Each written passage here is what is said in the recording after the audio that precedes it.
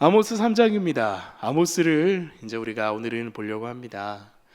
아모스 선지자. 아모스 선지자하면 어떤 단어가 떠오르십니까? 드고아의 목자, 뽕나무. 드고아의 목자, 시골에서 살아가던, 정말 시골에서 목자로 살아가던, 정말 아무것도 이런 선지자로서의 삶을 기대할 수 없었던 그러한 인생 아니었겠습니까? 아모스 선지자가 활동하던 시대는 남유다에서는 우시야 왕이 있던 때고요, 북이스라엘에서는 여로보암 2세라는 왕이 통치하던 때입니다.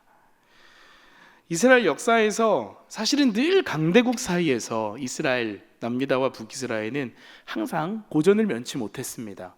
어느 때는 북쪽의 강대국이, 어느 때는 남쪽의 강대국이, 어느 때는 그 사이에 있던 블레셋이, 어느 때에는 동쪽의 모압과 에돔이, 한시도 편할 날이 없었던 이들의 국제관계 속에서 이때가 어찌 보면 거의 유일하게 북이스라엘과 남유다가 외세의 침공을 받지 않았던 때였습니다. 북쪽의 아수르는 주변에 있는 강대국들과 전쟁으로 이스라엘과 유다를 쳐다볼 기회가 그러한 정신이 없었을 때고요, 남쪽의 애굽 역시도 쇠퇴해져 가고 있었기에 유다와 이스라엘을 침공할 여력이 없던 때였습니다. 그들 자체의 어떤 정책적으로, 어떤 정치적으로 어떤 막 부강하게 서서의 이유가 아니라 주변 나라들이 그들을 돌아볼 기회가 없었기에 그들은 부강할 수 있었다는 것. 역사가들은 이때를 통틀어서 이스라엘의 두 번째 부흥기라고 이야기합니다. 두 번째 부흥기, 또 이스라엘의 은혜의 시대라고도 부르기도 합니다. 다윗과 솔로몬 이래로 가장 융성했던 시대였다고도 이야기합니다. 바로 이때가 바로 지금 우리가 본문에서 만난 아모스 선지자가 활동하는 때입니다. 드고아의 목자 아모스, 사실은 선지자로서 부름받은 그때 위기와 어려움 앞에서 선지자들은 등판하기 마련인데요, 지금 이 시간은, 이때는 앞에서 제가 잠깐 배경 설명을 해드렸듯이 그렇게 선지자가 필요해 보이는 때는 아니었습니다. 외적으로 국제관계에서 안정을 취하고 있고, 내적으로 역시 경제적으로 많이 성장하고 부강했던 때였기 때문입니다. 우리가 앞장을 1장과 2장을 읽지는 않았지만 아모스 1장과 2장을 보면은 그렇게 이방 나라들을 향한 심판의 메시지가 전해지고 있습니다. 만약에 여러분께서 지금 아모스의 심판에 대한 메시지를 듣는 이스라엘 사람 중에 한 사람이다, 그때로 돌아가서 그런 사람이다라고 예를 들어 가정을 해보겠습니다. 여러분 어떠실까요? 1장과 2장에서 그렇게 너희를 괴롭힌 다메섹, 그렇게 하나님의 백성을 괴롭혔던 블레셋, 그렇게 우리를 못살게 굴었던 에돔, 모압, 하나님이 심판하신다고 막 선포하십니다. 얼마나 좋겠습니까? 우리를 괴롭히던 그들을 향하여서 하나님이 심판의 메시지를 선포하고 계세요. 야, 우리나라 요즘에 잘 되고 있는데, 잘 나가고 있는데, 아유, 외세도 우리를 향해서 침략하지도 않는데 거기다가 하나님이 얘네들을 심판하신대. 얼마나 좋았을까요? 2장의 중반부까지 그렇습니다. 그런데 어느 순간 모압의 심판에 대한 이야기가 선포된 뒤에 갑자기 유다의 이름이 나옵니다. 남유다의 이름이 나옵니다. 또 이어서 이스라엘의 이름이 나옵니다. 무릎을 치며 할렐루야, 만사형통, 우리 하나님 멋진 분입니다, 그렇게 생각하였을 찰나에 자신들의 이름이 등장하고 있습니다. 당황하지 않았을까요? 저는 당황했을 것 같습니다. 이탈리아에 가면은 폼페이라는 유적이 있죠. 나폴리에 있는 베수비오 화산 밑에 있는 도시였다고 합니다. 화산이 폭파해서 거기에 있던 사람들과 모든 그 집과 유적들이 그대로 파묻혀버린 유적입니다.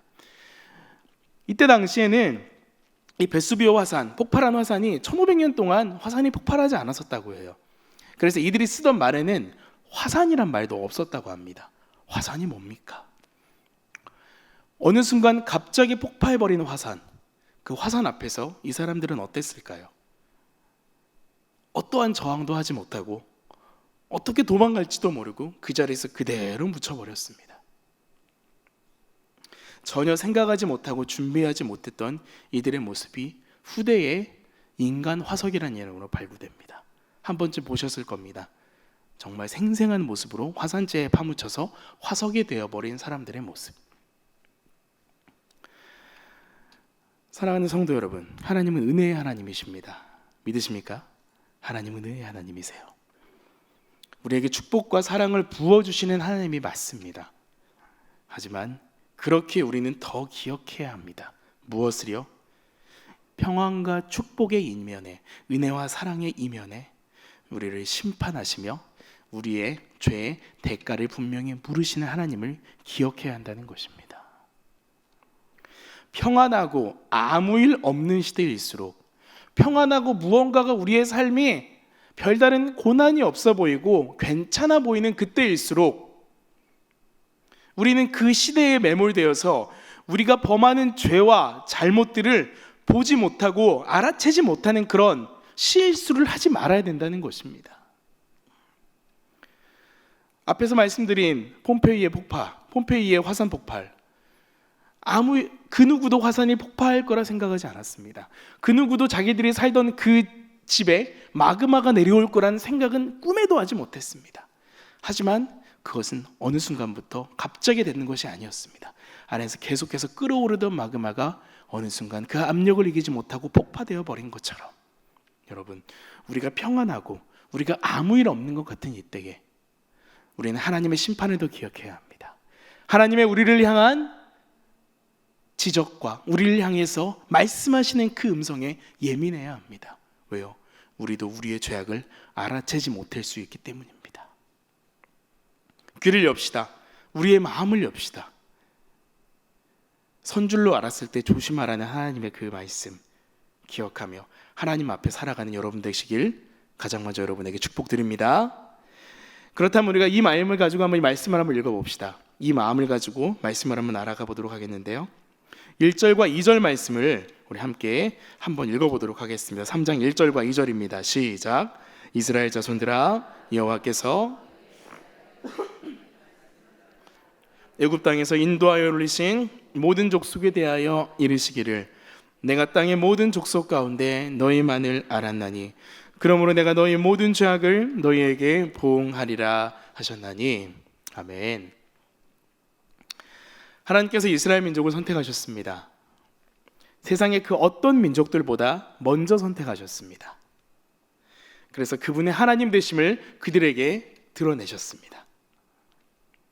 그들이 여호와 하나님의 선택을 받았다는 가장 커다란 증거이며 기억은 무엇일까요? 방금 우리가 읽었던 말씀에 그 해답이 있습니다. 바로 1절에 나와 있는 것처럼 애굽 땅에서 인도함 받아내었다는 것이죠. 애굽 땅에서 하나님께서 그들을 인도해서 구출하셨다는 사실입니다. 이스라엘 민족에게 이 출애굽 사건은 세대를 넘어서서 민족 전체를 아우르는 엄청난 사건입니다.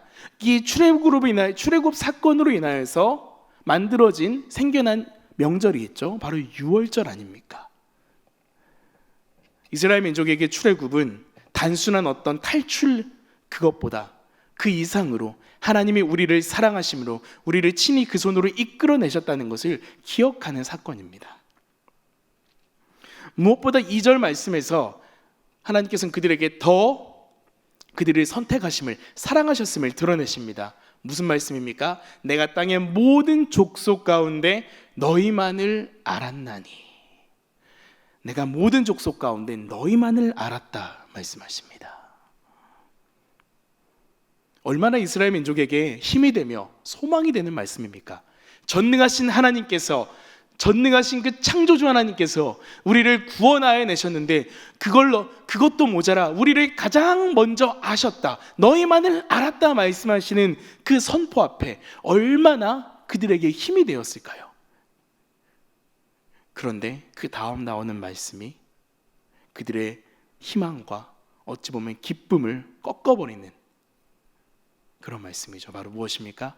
내가 너희 모든 죄악을 너희에게 보응하리라 말씀하십니다.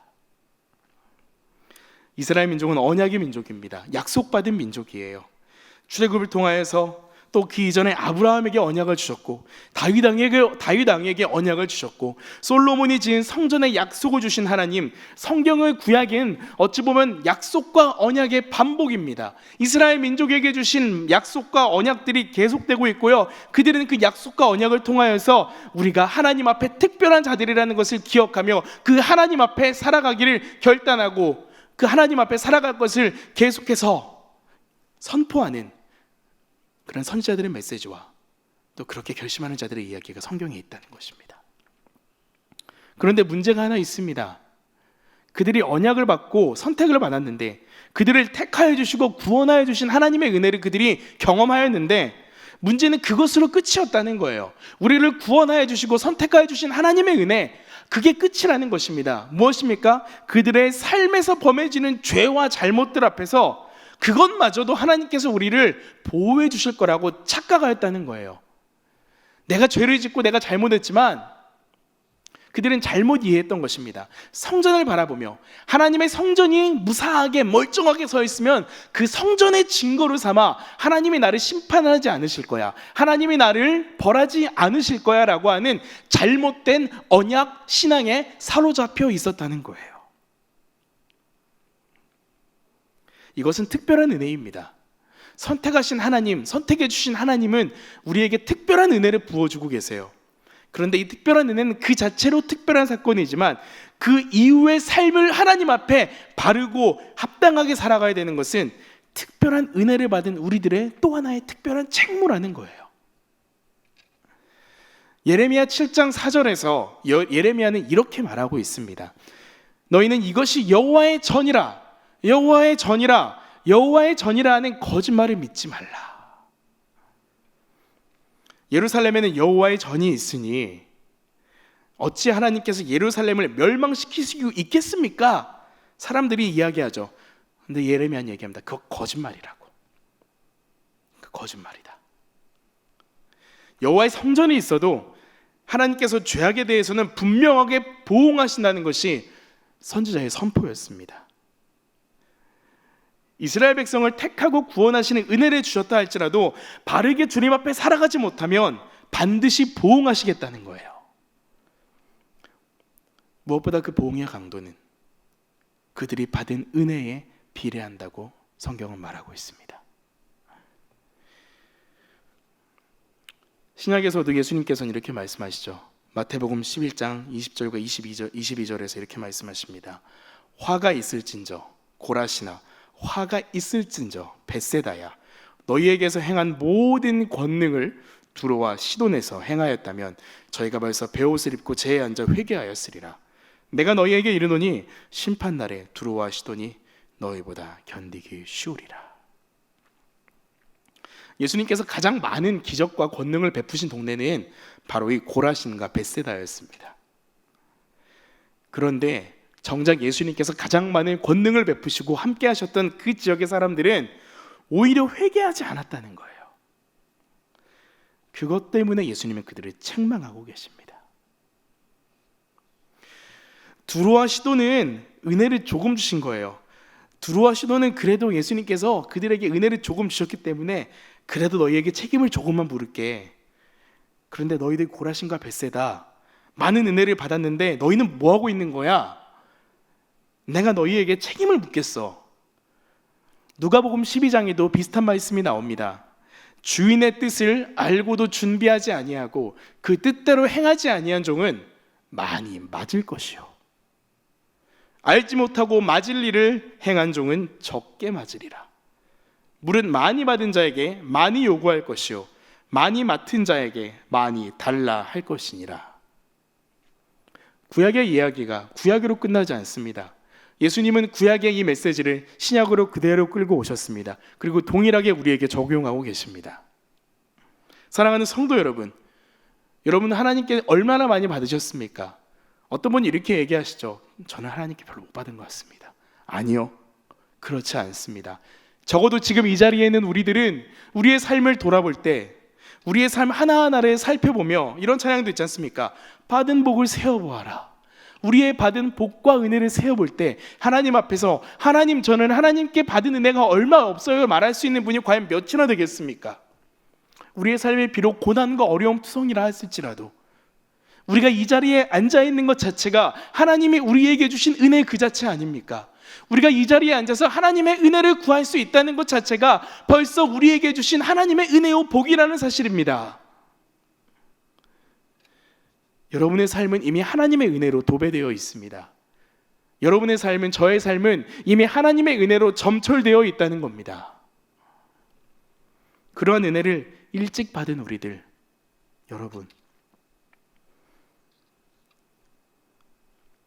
여러분은 그 은혜에 맞는 합당한 삶을 살아가고 계십니까?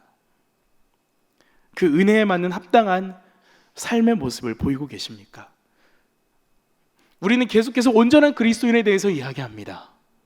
온전한 그리스도인의 삶을 살아가고자 말합니다. 온전한 그리스도인 여러분 무엇입니까?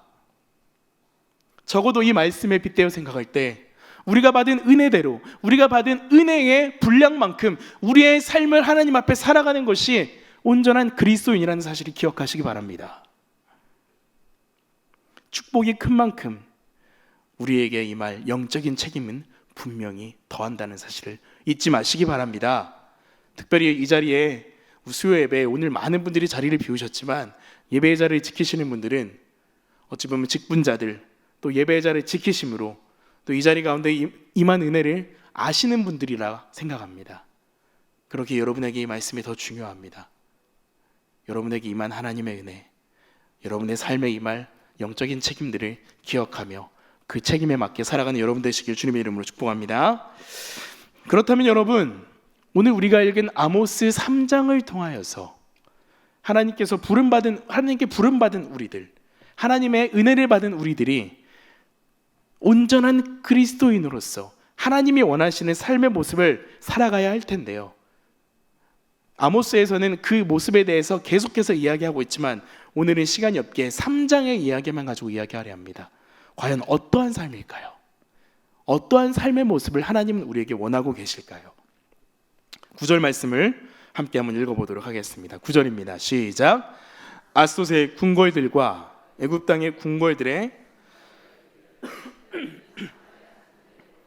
그 성 중에서 얼마나 큰 요란함과 학대함이 있나 보라 하라. 아멘. 9절에서 하나님께서 자신이 선택하신 이스라엘 백성들의 죄악을 입증하려 하십니다. 그들은 물을 것입니다. 하나님, 저희가 뭘 잘못했어요? 우리가 뭘 그렇게 잘못했습니까? 우리가 무슨 죄악을 그렇게 저질렀습니까? 아마 이 질문은 구약을 이때 당시에 분열 왕국을 살아가던 대부분의 백성들이 했던 질문일 것입니다. 이렇게 성전이 멀쩡하게 있고, 우리가 때 되면 가서 예배드리고, 우리가 때 되면 가서 예물을 드리고, 우리가 때 되면 가서 하나님이 기뻐하시는 그러한 삶을 살아가고자 노력하는데 과연 우리가 대체 뭘 잘못했냐는 것입니까? 저희가 주일 성수도 열심히 하고 11조도 빠지지 않고 하고, 우리가 이 모임이 있을 때마다 와서 열심히 기도하였는데 우리가 뭘 잘못했습니까? 그 질문 앞에 하나님은 증인을 세웁니다. 바로 그 증인은 무엇입니까? 아스돗의 궁궐과 애굽 땅의 궁궐들입니다. 아스돗은 블레셋입니다. 블레셋의 궁궐, 애굽 땅의 궁궐. 블레셋과 애굽, 어떤 나라들이었습니까?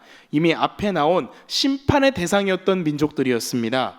하나님이 이미 먼저 내가 너희들을 심판하겠어 말씀하셨던 죄악을 선포했던 이들인데, 이들을 다시 데려와서 증인으로 삼고 계시다는 겁니다. 그 말은 무엇입니까? 너희들의 죄가 이들보다 더 크고 더 깊기에 얘네들이 증인으로 와도 너희들의 죄는 충분히 입증될 수 있어 라는 거예요.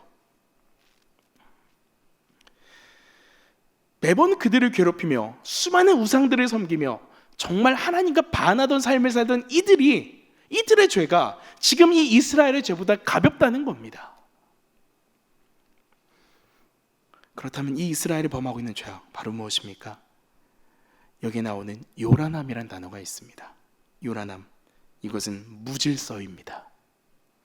또 이후에 10절에는 이런 말씀이 나오죠. 바로 포학, 겁탈, 무엇입니까? 폭력과 강도질입니다. 무질서와 폭력과 강도질, 이것은 사회의 약자들을 향해서 범해지는 범죄였습니다. 사회의 약한 자들을 향하여서 범해지던 잘못들이라는 겁니다. 북이스라엘에 쏘인 사마리아의 성 안에 무질서와 학대와 폭력이 난무하고 있다는 것입니다. 이 무질서와 학대와 폭력이 이웃의 이방 나라인 애굽과 블레셋보다 더하다는 것입니다. 무엇보다 그것을 주도했던 자들 누구입니까? 15절에 상하군과 겨울군과 여름군을 가지고 있던 사람들, 바로 권력과 재력이 있던 사람들이었습니다. 그들은 재물을 늘리고 권력을 확장하며 향락적인 삶을 영위하기 위해서 뇌물도 받고요, 부정도 저지르고요, 무엇보다 약자들을 향해서 세금도 과하게 징수하고 사회에 가난하고 연약한 사람들을 향해서 끊임없이 착취하고 유린했다는 것입니다.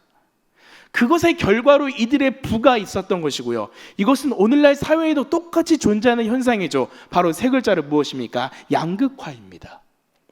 양극화. 가진 사람은 더 가지게 되고 가난한 사람은 더 어려워지고. 이미 하나님은 말씀을 통해서 양극화를 경고하고 계십니다. 더군다나 그 양극화의 책임이 어디에 있다고 말씀하십니까? 먼저 축복을 받았던, 먼저 하나님을 알았던 우리들에게 있다고 경고하십니다. 사실 사회에 가난하고 소외된 사람들은요, 이러한 죄악 앞에, 이러한 범죄 앞에서 방어할 수 있는 방법이 없습니다. 최소한의 기회마저도 잃어버리는 이들의 모습, 그때도 있었지만 오늘날에도 있지 않습니까? 미가서 6장 8절에는 이러한 말씀이 있습니다. 중요하기에 같이 한번 읽어보겠습니다. 시작. 사람아, 주께서 선한 것이 무엇임을 내게 보이셨다니 여호와께서 내게 구하시는 것은 오직 정의를 행하며 인자를 사랑하며 겸손하게 내 하나님과 함께 행하는 것이 아니냐. 아멘. 하나님을 믿는 사람들, 오늘을 살아가는 우리 그리스도인들에게, 또한 당시의 이스라엘 민족들에게 원하셨던 거 다르지 않습니다. 똑같습니다. 하나님께서 우리에게 구하시는 것은 무엇입니까? 정의를 행하고 인자를 사랑하라는 것입니다. 이것은 신약의 가장 큰 계명과도 똑같이 연결됩니다. 바로 주 너의 하나님을 사랑하며 이웃을 내 몸같이 사랑하라는 그 가장 큰 계명과도 연결이 됩니다. 하나님은 구약부터 신약에 이르기까지 시대를 넘어서서 우리에게 같은 얘기를 반복하고 계세요. 그것이 너희들의 참된 삶의 모습이다. 여기서 정의는 히브리어로 미슈파트라는 단어예요. 정의는. 그리고 인자는 히브리어로 헤세드라는 단어입니다. 많이 들어보지 않았습니까? 성경을 통틀어서 이 미슈파트는 한 200번 등장합니다. 이 구약에서. 같은 말을 10번 하는 것도 중요한데 200번이나 반복하고 계세요. 하나님은 정의의 하나님이십니다. 유명한 팀 켈러 목사님은 자신의 그 정의란 무엇인가라는 책에서 정의를 의미하는 미슈파트, 정의에 대해서 이렇게 이야기합니다. 정의는 바로 행위를 강조한다고 이야기합니다. 정의에는 행위가 강조된다고 이야기하고요, 헤세드, 이 인자에는 마음가짐과 동기가 강조된다고 이야기합니다. 이 단어의 뜻에는요, 정의라는 단어의 뜻이 있는데 바로 뭔지 아십니까? 인간을 공평하게 대한다는 뜻이라고 합니다. 사람을 공평하게 대한다는 거예요. 다른 말로 바꿔 말하면요, 좀 더 발전된 의미를 가져오면은 당연히 받아야 될 몫을 주라는 의미가 이 안에 있다는 것입니다. 쉽게 생각해서 이렇게 얘기하면 되겠죠. 내가 아르바이트생에게 시급 10,000원을 약속했는데 어느 날은 장사가 안 됐다고 해서 이 친구에게 5,000원만 주는 것은 정의입니까? 정의가 아니라는 거죠. 마땅히 받아야 될 것을 주어야 한다는 것입니다. 이스라엘 백성들은 하나님의 뜻을 드러낼 의무가 있던 사람들입니다. 왜요? 선택받은 사람들이니까요. 여러분에게 묻습니다. 여러분은 하나님의 뜻을 드러낼 의무가 있는 사람인 걸 믿으십니까? 맞습니다. 여러분 역시 하나님의 선택받은 사람들이기 때문이에요. 우리 역시 부름받았기에 이 땅에 가난하고 연약한 이들을 향해서 하나님의 선하심을 드러낼 의무가 있다는 것입니다. 그것이 바로 선택받은 우리 그리스도인 개인으로서, 온전한 그리스도인으로서 하나님의 영광과 거룩함을 드러내며 살아가는, 바로 인자와 정의를 행하며 살아가는 길이라는 것이기 때문입니다. 외세에 침략이었고 평안한 삶을 살아가는 것만 같은 그들이었지만, 하나님이 정작 돌아보라 하셨던 약자와 가난한 이들을 핍박하고 그들을 눌러서 자신들의 부를 축적하는 그들을 향해서 하나님은 지금 분노하고 계신다는 겁니다. 사랑하는 여러분, 이 하나님의 분노가 오늘날 우리에게 있지는 않습니까? 예배의 자리를 잘 지키고 봉사의 자리를 잘 지키며 우리에게 주어진 신앙의 분량대로 잘 살아가고 있다고 스스로 위안하고 계십니까? 하나님은 정말 원하시는 것이 무엇일까요? 우리의 삶에 약자를 향해서 하나님의 사랑을 드러내는 삶. 우리는 내일부터 짧은 추석 연휴를 지나게 됩니다. 그렇게 이 설교가 참 제 마음에 감사함으로 다가왔습니다. 오랜만에 만나는 친지들과 또 친구들, 또 우리가 오랜만에 방문하는 고향집, 우리가 입을 열어서 예수님을 전하고 복음을 전하는 것도 물론 중요합니다. 우리가 그들에게 하나님이 살아계심을 직접적으로 선포하는 것도 너무 중요해요.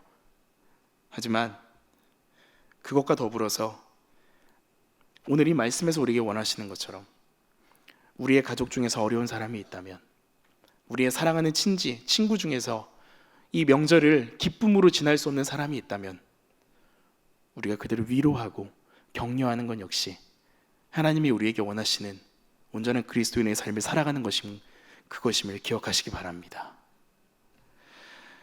내가 조금 더 적극적으로 나아가서, 또는 정말 내가 더 찾아간다면 오늘도 어려운 삶을 살아가고 있는 쪽방촌의 어르신들, 역 앞의 노숙자들, 또 시설의 아이들, 시설의 어르신들, 작은 우리의 도움이지만 나아가서 그들을 돌아보는 것들, 그것이 아니면은 또 내가 고용관계에 있는, 내가 고용하고 있는 어떠한 직원이 있다면 그에게 한 번 더 마음을 주고 그에게 수고를 격려해주며 축복해줄 수 있다면, 그것이 오늘날 우리에게 원하시는, 하나님이 우리에게 원하시는 온전한 그리스도인의 삶을 살아가는 것이 아닐까 생각하게 됩니다. 말씀을 정리하겠습니다. 선택받은 만큼, 은혜를 받은 만큼 그 책임은 분명히 우리에게 존재하는 것입니다. 그 책임을 다하지 아니하였기에 하나님은 그건 역시도 죄악이라고 말씀하십니다. 우리를 통하여서 하나님의 은혜가 흘러가길 소망합니다. 우리를 통하여서 하나님의 정의와 공의가 이 땅 가운데 편만하게 흘러가길 소망합니다. 그리고 우리가 살아가는 이 삶의 자리에서 그것을 우리가 온전한 그리스도인됨을 증명하며 살아가는 여러분 되시길, 제가 되길 주님의 이름으로 축복합니다.